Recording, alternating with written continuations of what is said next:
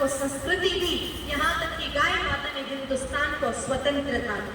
आप इतनी स्वतंत्रता से बैठ करके यहाँ आजाद भारत में कथा सुनने का लाभ ले रहे हो ना मेरे भाई बहनों।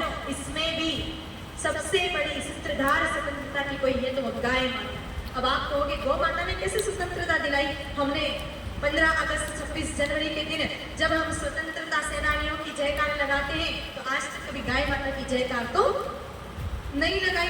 फिर गाय माता ने स्वतंत्रता कैसे दिलाई? तो ध्यान रखना मेरे भाई बहनों, ये जितने भी स्वतंत्रता सेनानी थे वो सब के सब कमजोर थे, ताकि नींव की ईंट तो गाय माता ही की। असली शंखनाद जो प्रथम बार किया वो गाय माता ने किया था। कैसे? ध्यान से सुनिएगा।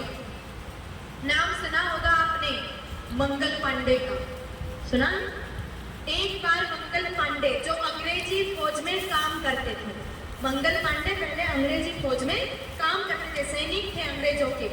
एक बार अंग्रेजी वर्दी पहन करके मार्ग से गुजर रहे थे तो उनको बड़ी प्यास लगी। देखा सामने एक कुआं है, कुएं में एक महिला पानी भर रही है। पास में जाकर के कहा, मैया बड़ी प्यास लगी है, थोड़ा पानी पिला देंगे क्या आप? तो उस महिला ने ऊपर से नीचे मंगल पांडे को देखा और देख करके कहा कि नहीं भैया तुम्हें पानी नहीं पिलाऊंगी। कहा क्यों नहीं पिला सकती भैया, आपके पास पात्र है, पानी की व्यवस्था और मैं प्यासा सामने खड़ा, फिर क्यों नहीं पिला सकती? कहा क्योंकि तुम्हें पानी पिला दिया तो मैं अपवित्र हो जाऊंगी। मंगल पांडे को थोड़ा क्रोध आया, कहा ए माई कैसी बातें कर रही हो, जाति का ब्राह्मण हूं मैं, अगर मुझे पानी पिला दिया तो कैसे अपवित्र हो जाओगी तुम?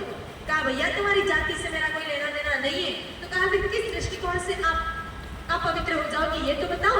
कहा भैया कपड़े देखकर लग रहा है कि अंग्रेजी फौज में काम करते हो।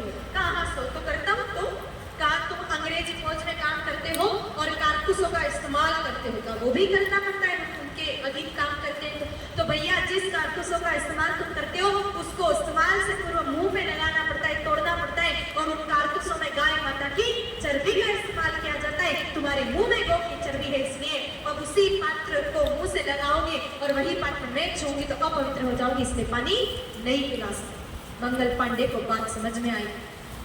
मंगल पांडे मेरे भाई मेरे दौड़े दौड़े अंग्रेजी कैंप में गए। वहां पर 2 अंग्रेजी अधिकारी थे।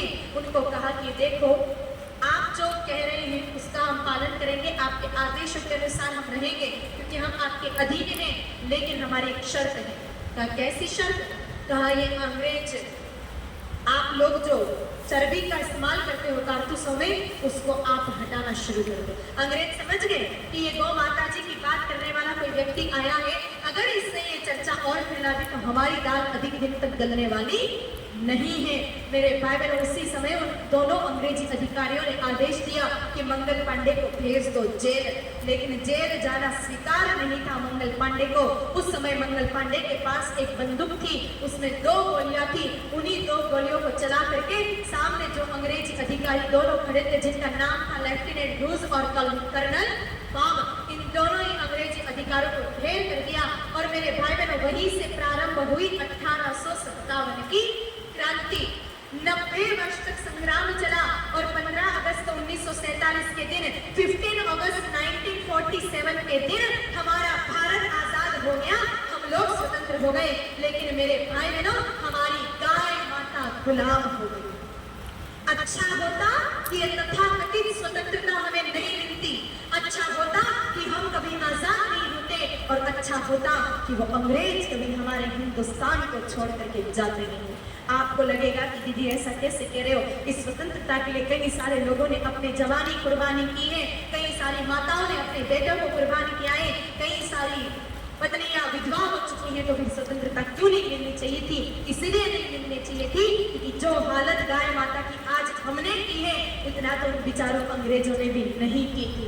विचार कीजिए मेरे भाई बहनों कि आजादी से पूर्व इस हिंदुस्तान की पवित्र भूमि पर 80 करोड़ गौवंश विचरण किया करता था और आज कटकटा के मात्र 3.5 करोड़ गौवंश बचा है। बोलो आजादी पाकर के हमने कुछ अच्छा किया क्या?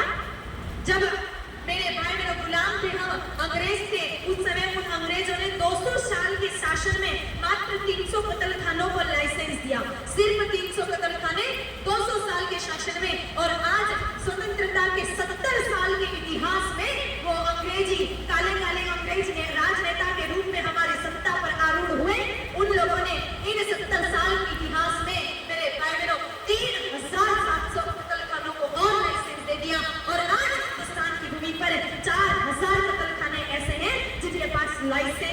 और गैर कानूनी कितने चल रहे हैं, कोई हिसाब किताब नहीं। और मेरे भाई बहनों, उन्हीं कत्ल खानों के माध्यम से एक दिन की 80,000 गौ माताओं के गले में रोज छुरी चलाई जा रही है। एक दिन की 80,000 गौ माताएं। और ये आंकड़े में कोई अपनी मर्जी से नहीं बोल रही, ये आंकड़े हमारे हिंदुस्तान के एनिमल हस्बेंड्री डिपार्टमेंट के आंकड़े हैं कि एक दिन के 80,000 गौ माताएं के रोज गले में छुरी चल जाती है। और मेरे भाई बहनों, कोई गाय माता को मारते हैं ना तो कोई एक झटके में कोई प्राण नहीं दिए जाते। आपके यहाँ पर तो कारखानों की, कत्ल खानों की मेरे भाई बहनों भरमार है। किसी दिन हिम्मत हो तो जाके देखना, अभी भी एक नया कत्ल खाना खोलने का प्रस्ताव चल रहा है। आप हिंदुओं के होते हुए अगर भिवंडी में कोई नया कत्ल खाना खुल जाए तो फिर उस दिन सारे हिंदू अपना धर्म परिवर्तन कर देना। फिर उस दिन ये मत कहना कि आप हिंदू हो। जब मेरे भाई बहनों इतने हिंदू होकर भी आप एक कत्ल खाने को बनने से नहीं रोक सकते तो फिर काहे के हिंदू आप? रोज व्यापार करना, रोज घर बार चलाना, ये तो मेरे भाई बहनों जिंदा होकर के कितने भी ये जीवन जी लेते हैं, अपने परिवार को तो वो भी पाल देते हैं। इंसान बनाया हमें तो परमात्मा ने इंसान के हिसाब से जो कर्तव्य हमें दिए हैं उसका पालन भी हमें करना चाहिए।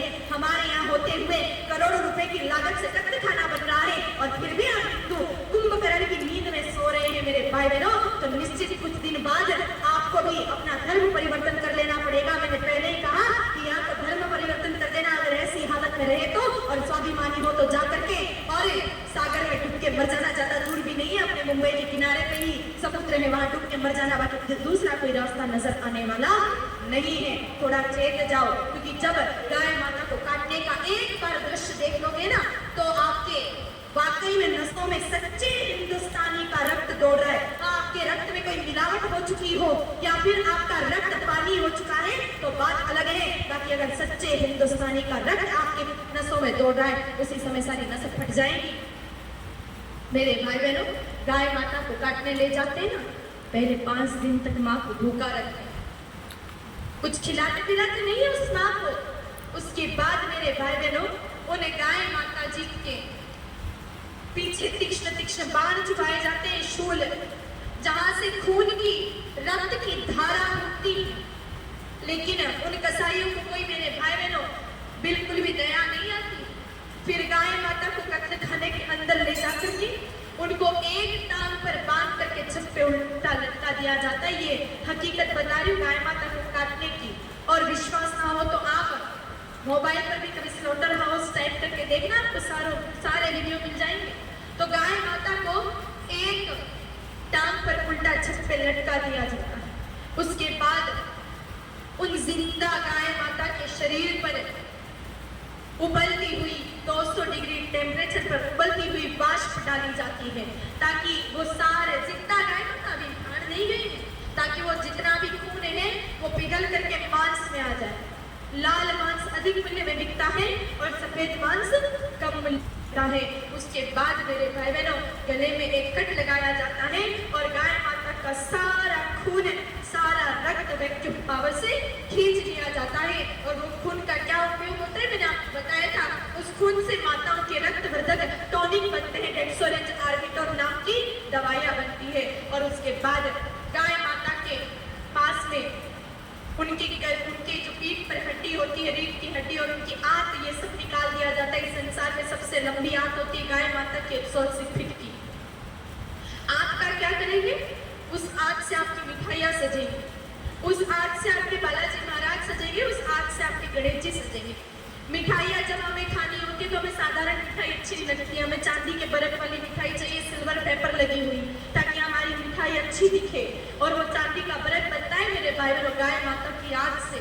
गाय माता के आंत के छोटे छोटे टुकड़े करके चांदी के टुकड़ों के साथ लगातार 16-18 घंटों तक लकड़ी की गत्तों से पीटते हैं। उसके बाद बनता है चांदी का बर्फ। उसके बाद एक गोल आरा आता है और गाय माता जी के टुकड़े टुकड़े टुकड़े कर दिए जाते हैं। जो गाय माता अभी तक करुणा की, वात्सल्य की, प्रेम की, ममता की, दया की प्रतिमूर्ति थी, अब मात्र सिर्फ मांस के थपेड़ों में बच गई।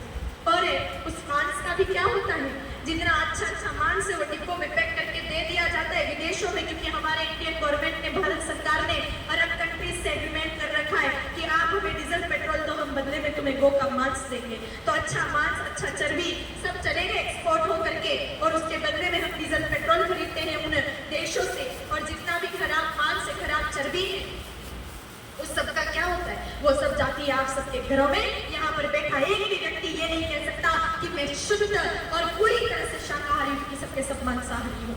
सुबह उठने से लगा करके शाम को सोने तक जिन जिन वस्तुओं का इस्तेमाल करते हो मेरे भाई बहनों, कहीं न कहीं गोरक्त का, गोमांस का और गो चर्बी का इस्तेमाल किया जाता है। सुबह उठ करके टूथपेस्ट करते, टूथपेस्ट में कैल्शियम होता है जो दांतों के हड्डियों को मजबूत करता है मेरे भाई बहनों। ये कैल्शियम बनता है गाय माता की हड्डियों के चूड़े से। उसके बाद आप साबुन का इस्तेमाल करते हो, कई तरह के ब्रांडेड कंपनी के साबुन चाहिए हमें। साबुन बनाने के लिए साबुन कंपनियां गाय माता की चर्बी का रस का इस्तेमाल करती हैं। उसके बाद आप सुबह उठते हैं तो आपको ब्रेकफास्ट में टोस्ट चाहिए, ब्रेड चाहिए। ब्रेड में भी आंशिक रूप से कहीं न कहीं बेकरीज के आइटम चाहिए, उसमें भी कहीं न कहीं आंशिक मात्रा में मेरे भाई बहनों वो चर्बी का इस्तेमाल, चर्बी का और घोड़े की चर्बी का रस इस्तेमाल किया जाता है उसमें। आप लोग लिपस्टिक लगाते हैं, लिपस्टिक में गाय माता की चर्बी का इस्तेमाल किया जाता है। उसके बाद आप चाय पीते हैं, जब तक चाय नहीं पीते 2 कटोरे तब तक हमारी नींद नहीं खुलती मेरे भाई बहनों। इस चाय में भी कई सारी चाय कंपनियां ऐसी होती हैं जो गाय माता जी के चर्बी का प्रयोग करती है उसके स्वाद को बढ़ाने के लिए। और अगर आप इस बात को नहीं माने तो भी मेरे भाई बहनों चाय नहीं पीनी चाहिए अगर आप गोभक्त हैं तो, क्योंकि इस चाय ने गौ हत्या को सबसे अधिक बढ़ावा दिया है। हम जब तक दूध पीते थे तब तक गाय माता की डिमांड थी, क्योंकि दूध हमेशा गाय माता का अच्छा लगता है, दूध कभी भैंस का अच्छा नहीं लगता है। और चाय कभी गाय माता के दूध की अच्छी नहीं लगती, वो चाय तो भैंस के दूध की अच्छी लगती है। भैंस के दूध से हमने चाय पीना सीखा, उसी दिन से भैंस के दूध की डिमांड बढ़ती गई और लोगों ने गाय माता रखना छोड़ करके भैंसे रखना शुरू कर दिया।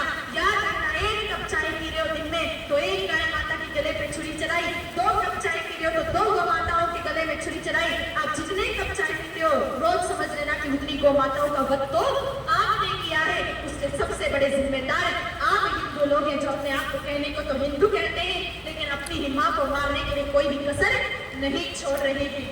संभल जाओ मेरे भाई बहनों, अगर आज भी नहीं संभले तो फिर जिस दिन विनाश होगा उस दिन आपकी नींद उड़ेगी और उस दिन आपके नजरों के सामने कुछ नहीं बचेगा, न हिंदू बचेगा न हिंदुस्तान बचेगा। क्योंकि गौ माता जब तक है तब तक हिंदू भी है, गाय माता जब तक है तब तक हिंदुस्तान भी है। और जिस दिन गाय माता नहीं रही ना हिंदू रहेगा ना हिंदुस्तान रहेगा।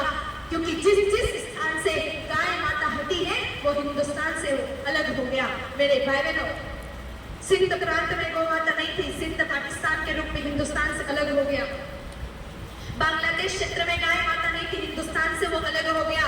और आज कश्मीर में भी गौ माताएं नहीं है तो अलग होने की कगार पर है। जहां पर जाके हमारी सीम काम करना बंद कर दे, जहां पर हमें अपना तिरंगा लहराने के लिए भी अनुमति नहीं मिलती है, तो फिर हम कैसे कह सकते हैं वो कश्मीर अब हिंदुस्तान का है? तो वो भी अलग होने की कगार पर है। और ऐसे ही हिंदुस्तान के खंड खंड ना होने देना चाहो और अखंड भारत की परिकल्पना की है तो एक एक गौ माता की सेवा हमें करनी पड़ेगी। जिस जिस स्थान से मेरे भाई बहनों गाय माता कटी है वो स्थान बर्बाद हो चुका है। और याद रखना आप भिवंडी वाले और अभी भी नहीं जगह तो अगला नंबर आपका ही है।